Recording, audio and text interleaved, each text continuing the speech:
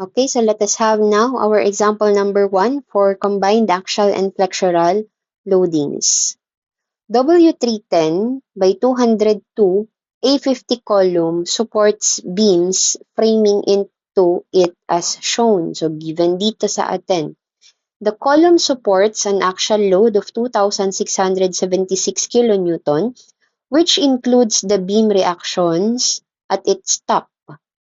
Owing to unbalanced floor loading, moment of 110 kN meter each applied in opposite directions at the top and bottom of the column as shown. Side sway is prevented by a bracing system. Use Kx is equal to 0.9 and Ky is equal to 1.0. Use NSCP 2001 provisions. 1. Determine the allowable compressive stress if only axial load is acting. Second, determine the allowable bending stress if only bending is acting.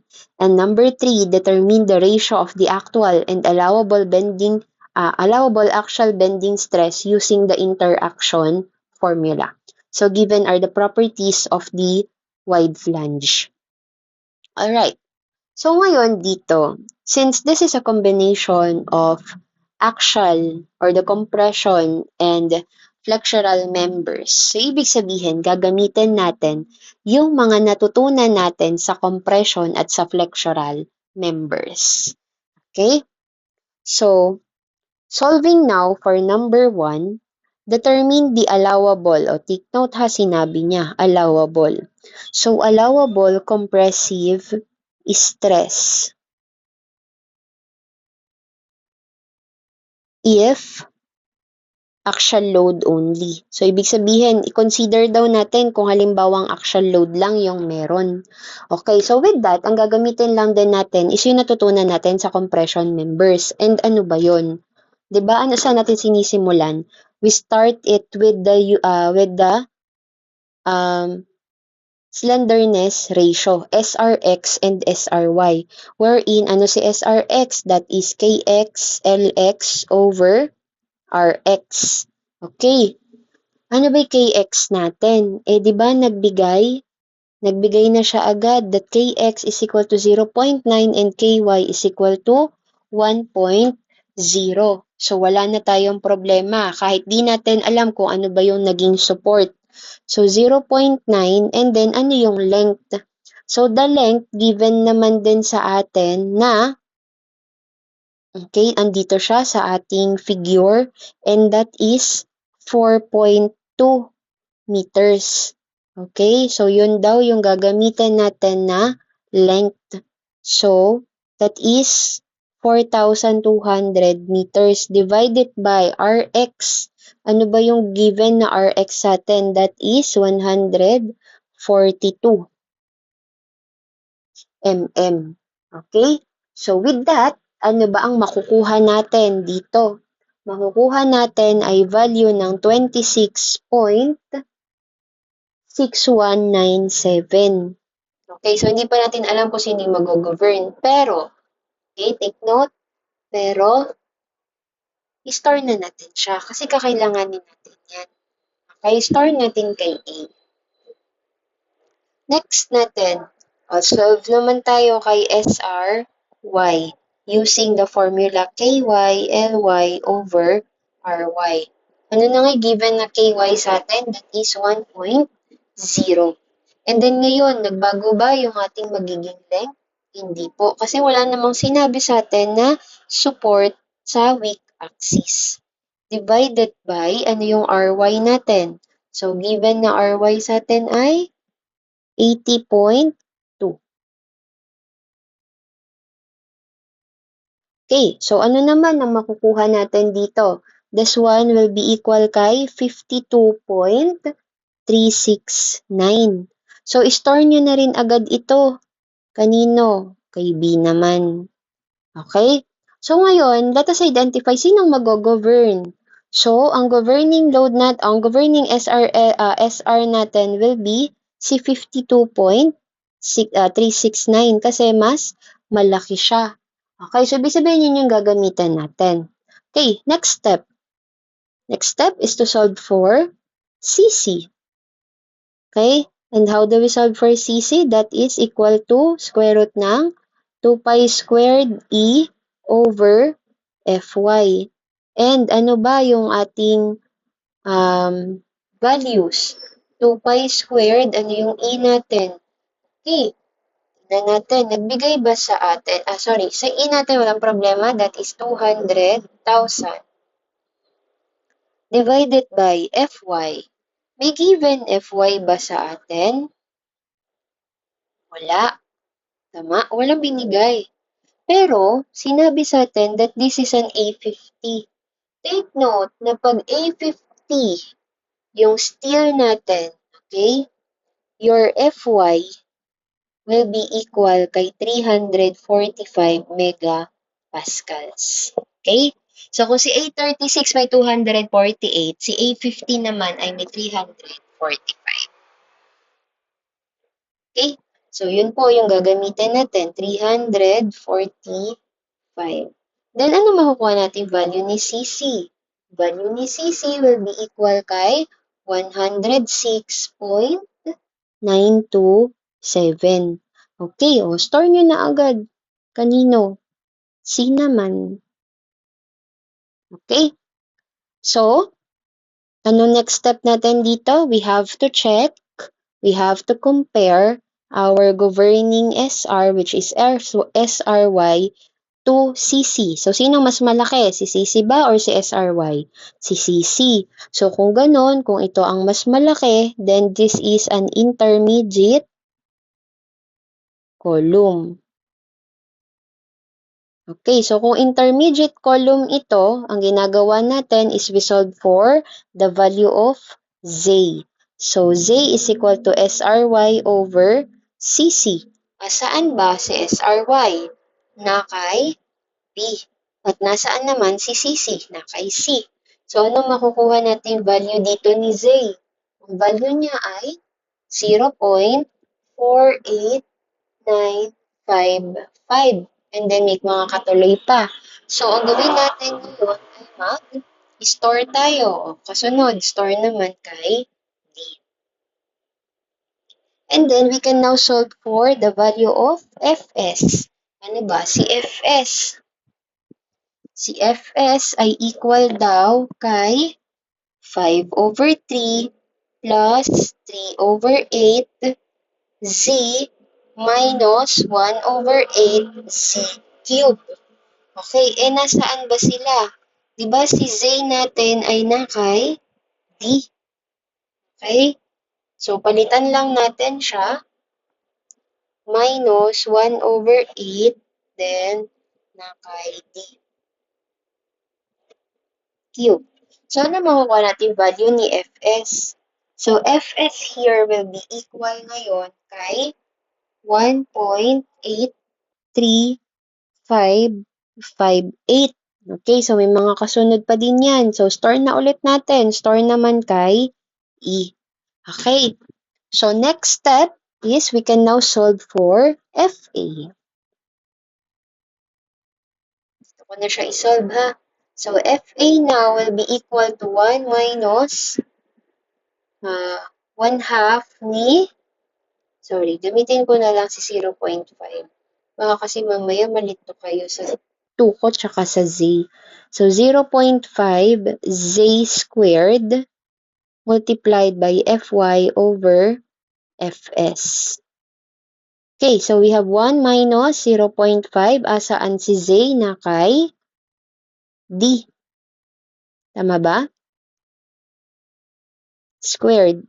Multiplied by, ano si Fy ulit? 345 divided by, asan si Fs na kay E.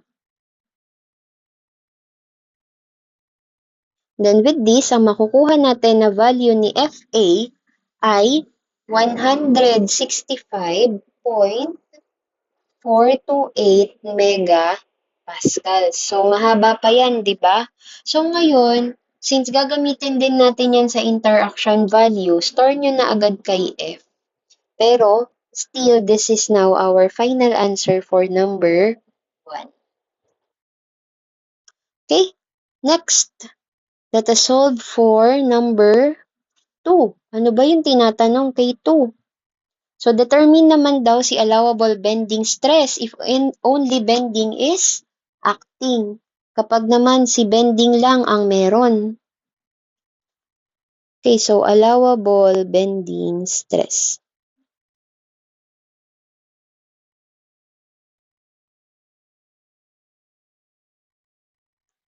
If bending only.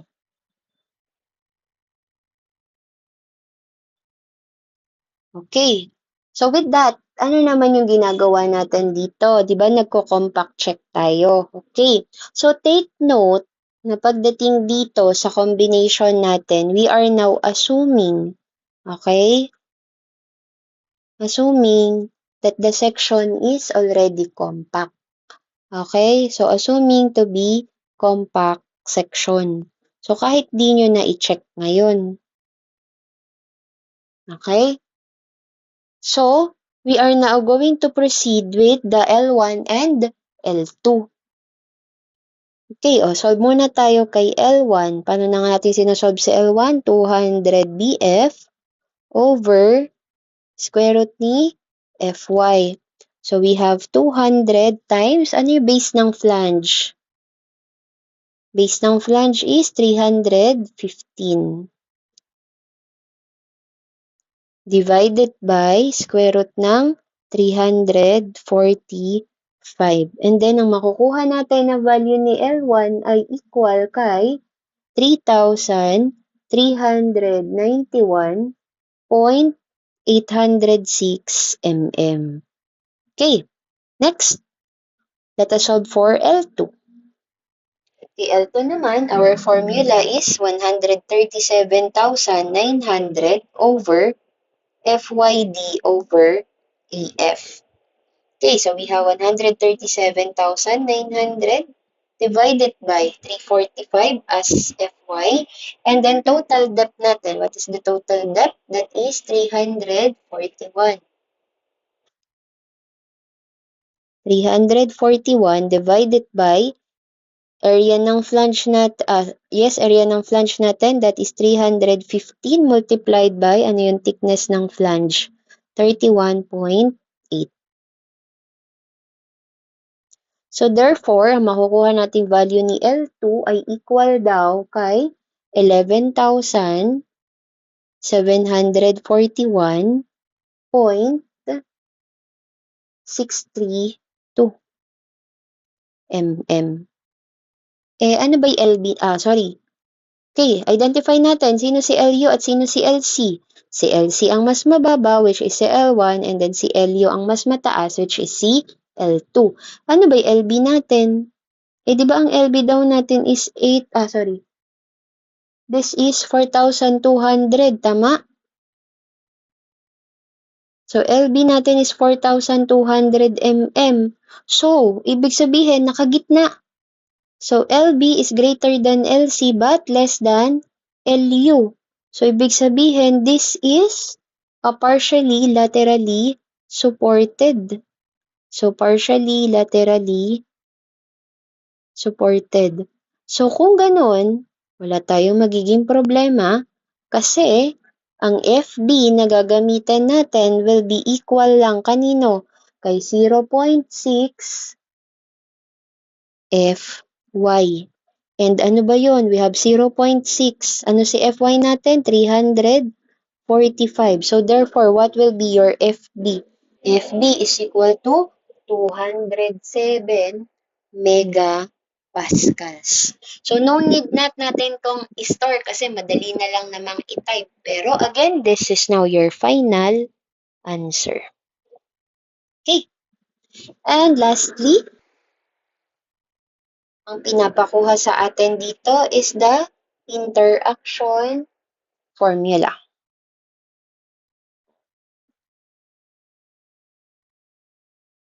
Okay, but before that, we have to check if it is a small axial compression or a large axial compression.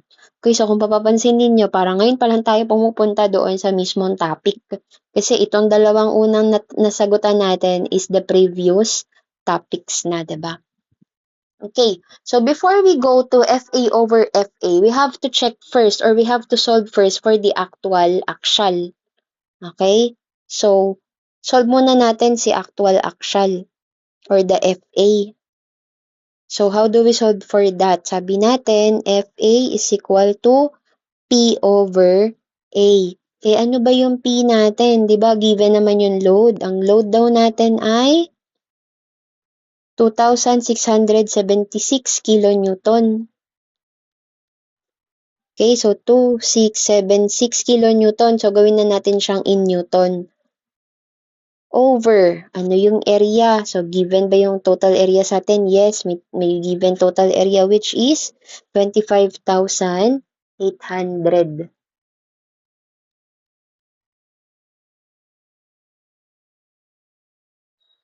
mm squared. So, therefore, makukuha na natin yung value ni FA. And what will be the value of FA na maliit? That is equal kay 103.721 megapascals. Okay. So, para maging pare-pareho tayo, let us store this. Okay. Eh, di ba naka-F na tayo? O, huwag niyong tatanggalin si A at si B kasi SR yon, gagamitin natin yon. Ano, asan si C? Si C, si compression index, pwede na nating palitan. Okay? So, store na lang natin ito kay C. Okay? Next natin, pwede na tayong mag-solve ngayon using FA over FA. So, FA over FA natin is equal kay, nasaan si FA na maliit? Na kay C. And then, nasaan naman si FA na malaki? Ito yun, yung given natin na kay F.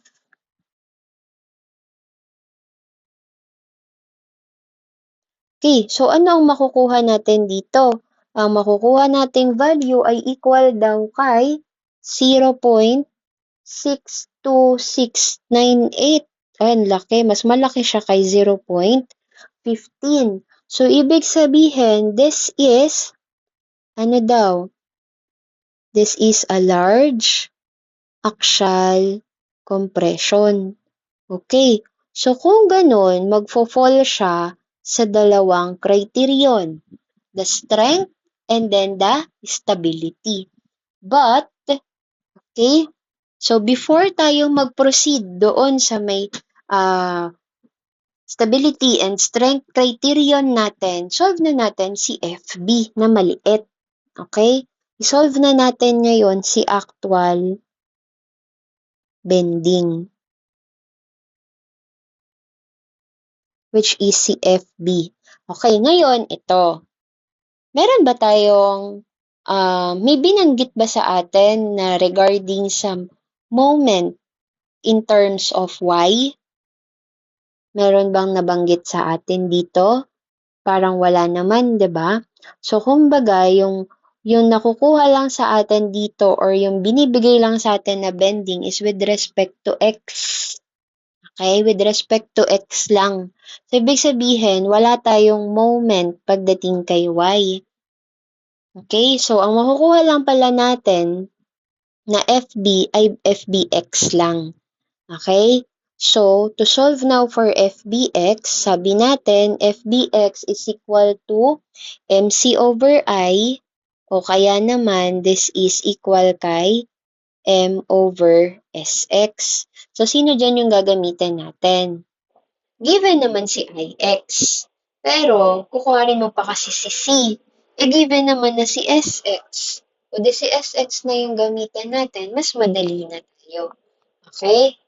So, therefore, ano yung moment na binigay sa atin? Balikan lang natin, 110 kilonewton meter. So, we have 110 kilonewton meter. So, since that is a kilonewton meter, let us convert that into newton meter by multiplying 10 raised to 6 para maging newton millimeter na siya. Over, ano si SX natin? 3,050.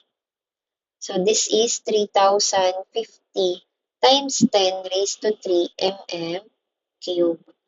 Okay, so with that, ang makukuha na natin na value ni FBX ay equal kay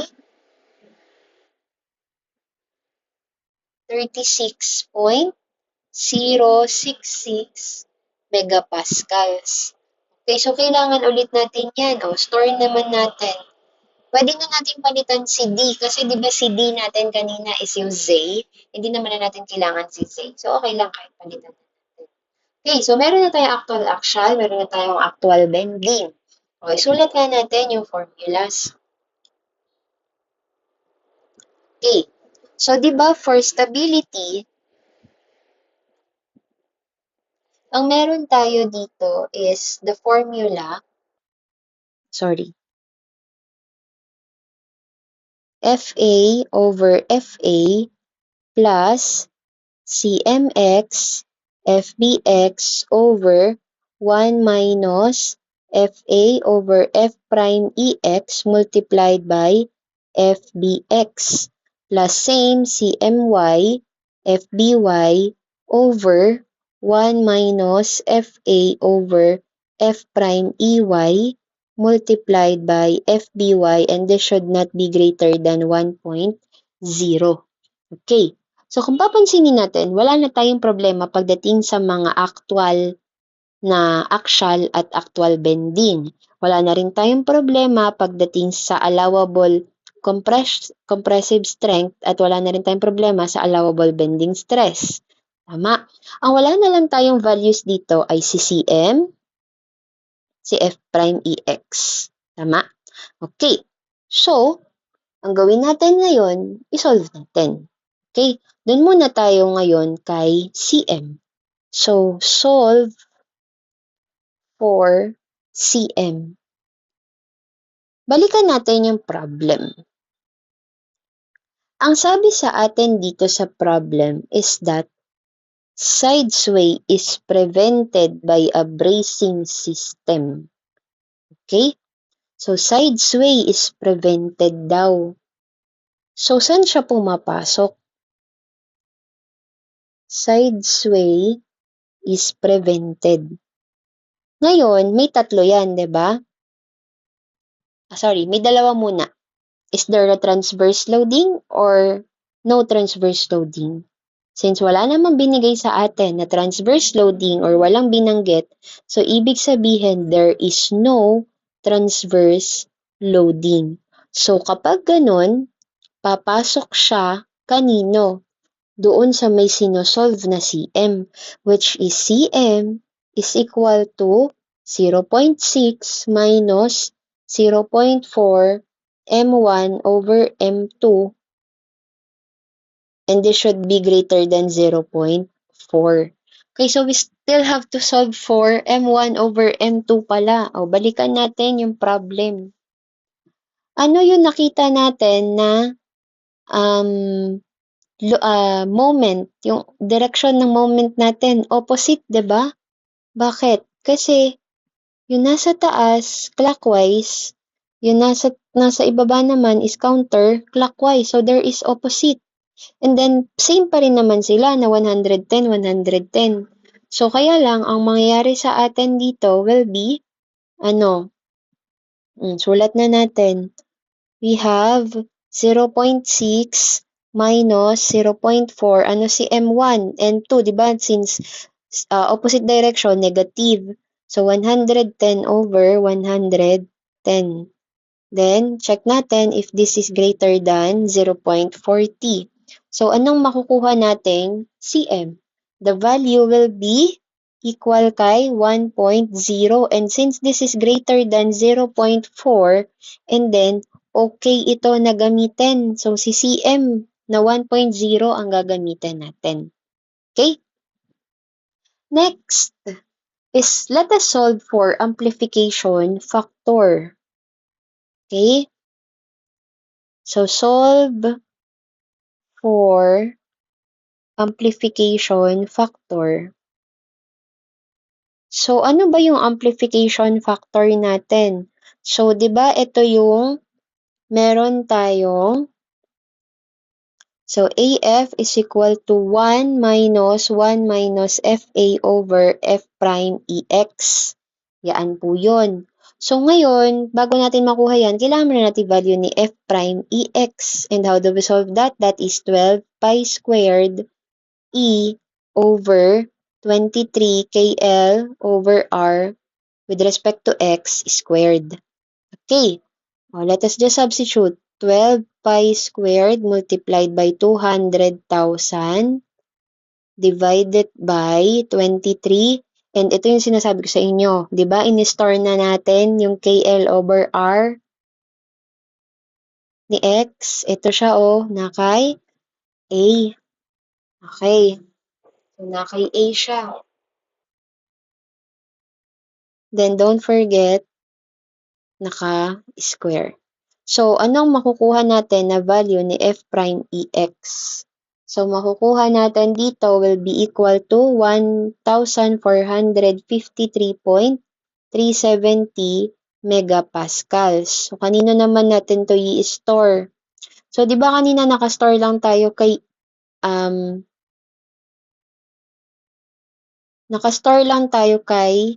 E ng yung Fs, tama? Di ba si Fs lang naman yon, so pwede na nating palitan. Okay. So, baka magtanong lang din kayo, ma'am, paano naman po kapag with respect to y? So, kapag with respect to y, SRY naman yung gagamitin ninyo. Okay? So, ngayon, let us solve for the amplification factor na. So, we have 1 over 1 minus, asan si FA? Again, si FA na actual ay ni-store natin siya kay actual C. Okay. So, C over nakastore kay E. So, ibig sabihin, ang AF natin will be equal ngayon kanino?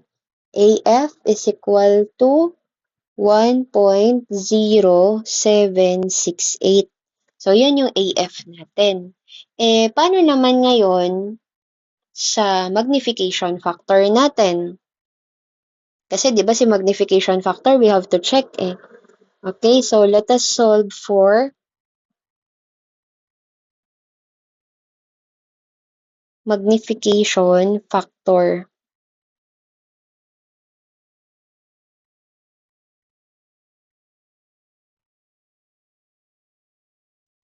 So, MF. So, si MF naman, para ma-solve natin si MF, that is just equal ngayon kay CM over 1 minus FA over F prime EX. Okay. Di ba nakuha na natin si AF? Ano ba si AF? Si AF, di ba may 1 to sa taas? Kung titingnan natin, itong part na to, yan na si AF. Ito, same. Diba? Ito na si AF. So, ibig sabihin pala, si MF ay equal lang kay CM multiplied by AF. Ano ba si CM? Diba si CM ay 1.0? Ano si AF? 1.0768. So, wala tayong problema. Makukuha na natin that MF is equal to 1.0768. Pero since mahaba pa yan, diba? Okay? Pero check muna natin. Sabi natin dapat daw siya ay mas mataas kay 1.0. So, since this is okay, walang problema. Okay, ito. Store naman natin. Store na lang natin si MF. Store natin kay X para kay MFX. Okay? Now, pwede na tayong mag-solve for the stability interaction criterion. Balikan ko yung sinulat ko kanina. Stability interaction criterion. Kung papansinin natin, di ba itong part na to looks familiar, right? Because that is the magnification factor. So, ibig sabihin pala, okay? So, if we are talking about the stability interaction criterion,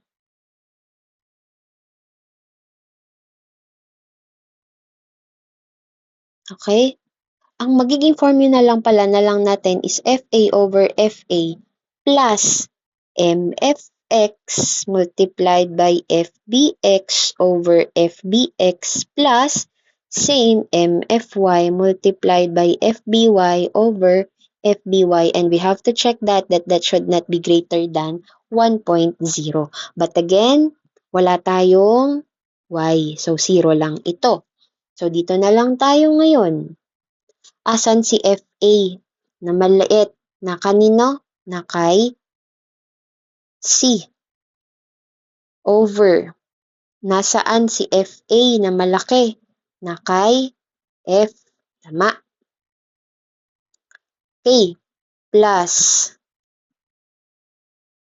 Nasaan si MFX?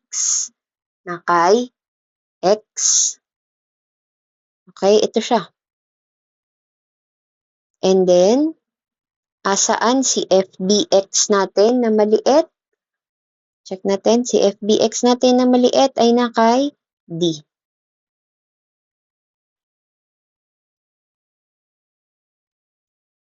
Over, yung ating FBX na malaki ay hindi natin in-store dahil 207 lang naman siya. Then check natin, it should not be greater than 1.0. So, by checking this, ang makukuha natin will be 0.8146, and this is not greater than 0. So, ibig sabihin, this is safe. Okay, safe yung magiging load natin kasi hindi siya nag-exceed kay 1.0. Then ngayon, ang magiging final answer natin for instability interaction value, that is 0.8146. Pero hindi pa tayo natatapos kasi kailangan pa natin kuhanin with respect naman kay strength. Strength interaction criterion. So, ano lang pinagkaiba nila? Ang formula lang natin dito is just equal to FA over 0.6 FY plus FBX over FBX plus FBY over FBY, and should not be greater than 1.0. But again, wala tayong with respect to Y. So, substitute lang tayo. Again, si FA ay na kay C over 0.6. Ano si FY natin? That is 345 plus, ang asan si FBX na kay D over, ano si FBX na malaki? That is 207, and this should not be greater than 1.0. Ang makukuha natin na value ay 0.675, and this is less than 1.0. Therefore, this is again safe. Okay, and then this is now your final answer for the strength interaction criterion.